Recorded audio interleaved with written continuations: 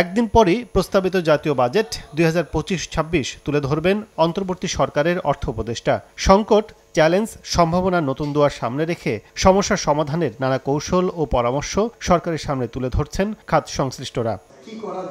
শনিবার রাজধানী কাকরাইলে দেশ টিভি আয়োজিত বাজেট আলোচনায় মূল্যস্ফীতি নিয়ন্ত্রণ, শুল্কহার কমিয়ে বিনিয়োগ বান্ধব পরিবেশ সৃষ্টি, প্রত্যক্ষ কর বাড়ানোর উপর জোর দেন অর্থনীতিবিদরা। প্রশ্ন তোলেন রাজস্ব নীতি কমিশন না করা নিয়ে। যারা নাকি দিচ্ছেন তাদের উপরে না, এটার যে কর জাল বিস্তার করা, এইখানে যেসব লিকেজ আছে লিকেজগুলোকে প্লাগ করা, এগুলোর একটা প্রত্যাশা এই বাজেটের মধ্যে থাকবে। প্রাইভেট সেক্টরের যে লেভেলটাতে আপনার এখন চাহিদা আছে এবং যে লেভেলে আমরা অর্থনৈতিক কর্মকাণ্ড বাড়ালে এই অর্থনীতি এখন সাপোর্ট পাবে এবং কর্মসংস্থানের হেল্প হবে, সে জায়গাটা আমি মনে করি আমাদের একটু গুরুত্ব দেওয়া উচিত।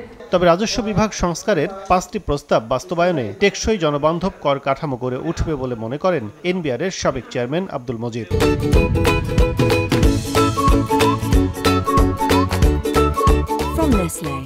আমাদের যে সংস্কারের যে প্রস্তাব বা সুপারিশ, সেগুলো সকল পক্ষ ভালো করে দেখে শুনে যদি এটা গ্রহণ করেন বা করতে পারেন, প্রয়োগ করতে পারেন, তাহলে কয়েক বছরের মধ্যে প্রবৃদ্ধিমান একটা প্রভাব ফেলতে সক্ষম হবে। 15 বছরে ব্যাংক ও পুঁজিবাজার খাতের দুরবস্থা তুলে ধরেন সংশ্লিষ্টরা। সমালোচনা করেন দুর্নীতিবাজ ব্যাংক পর্ষদ সদস্যদের নিয়ে। এছাড়া এলডিসি গ্রাজুয়েশন নিয়ে শঙ্কার কথা জানান ব্যবসায়ীরা। বৃহৎ ঋণ গ্রহীতাদের মধ্যে অনেকেই রাজনৈতিক নিষ্পেষণের সুযোগ মুখোমুখি হয়েছেন গেল 15 বছরে। আমরা যারা স্টেক হোল্ডার, আমরা যারা ব্যবসায়ী, তো আমাদেরকে নিয়ে এলডিসি গ্রাজুয়েশনে যেতে হলে তো একটা রোডম্যাপ তৈরি হওয়া দরকার, আমাদেরকে ইনস্ট্রাকশন দেওয়া দরকার, আমাদের একটা গাইডলাইন দেওয়া দরকার।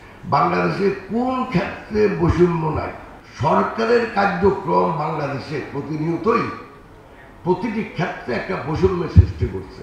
বাজেটে জ্বালানি সংকট নিরসনে নতুন গ্যাস কূপ খননে বরাদ্দ, নবায়নযোগ্য জ্বালানি ব্যবহারে নীতিতে পরিবর্তন ও স্বাস্থ্য খাতের বরাদ্দ বাড়ানোর পরামর্শ দেন বক্তারা। কাজল আব্দুল্লাহ, সময় সংবাদ, ঢাকা।